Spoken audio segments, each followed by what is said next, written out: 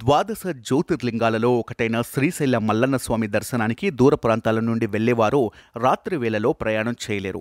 ఈ రహదారి పులుల అభయారణ్యం పరిధిలో ఉండటంతో రాత్రి 9 గంటల నుంచి ఉదయం 6 గంటల వరకు ఈ దారిలో వాహనాల రాకపోకలను అనుమతించరు. పగటిపూట కూడా ఈ రహదారిపై 30 నుంచి 40 కిలోమీటర్లు కంటే వేగంగా ప్రయాణించరు. పైగా సొంత వాహనాలపై వెళ్లేవారిని వన్యప్రాణుల దాడి భయం వెంటాడుతోంది.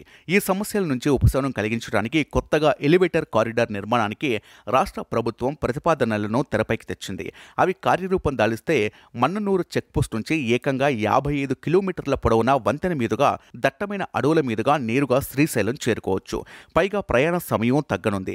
దీనివల్ల రాత్రి వేళల్లోనూ ప్రయాణించడమే కాకుండా పగటిపూట అడవి అందాలు, వన్యప్రాణులు, పులులను కూడా వీక్షించే అవకాశం లభిస్తుంది.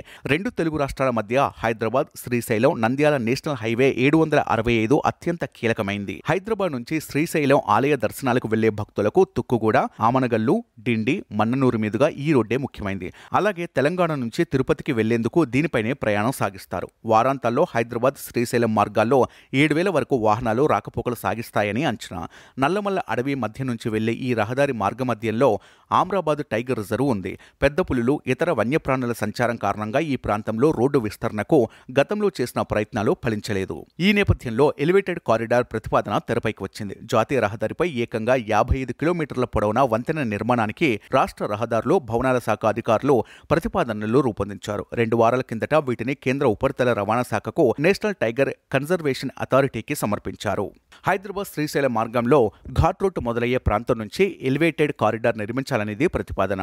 మన్ననూరు చెక్పోస్టుకు ముందు ఉన్న బ్రాహ్మణపల్లి నుంచి ప్రారంభమై దోమలపెంట తర్వాత వచ్చే తెలంగాణ సరిహద్దు ప్రాంతమైన పాతాళగంగ వరకు ఈ కారిడార్ ఉండేలా ప్రణాళిక సిద్ధం చేశారు.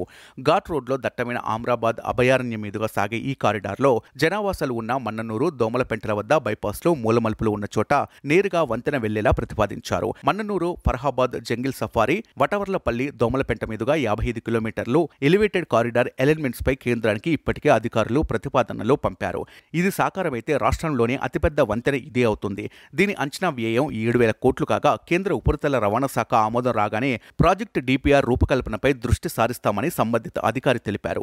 ఇక పాతాళగంగ నుంచి శ్రీశైలం వరకు ఏపీ ప్రభుత్వం కూడా ఇదే తరహా అలైన్మెంట్ రూపొందించినట్లు తెలుస్తోంది.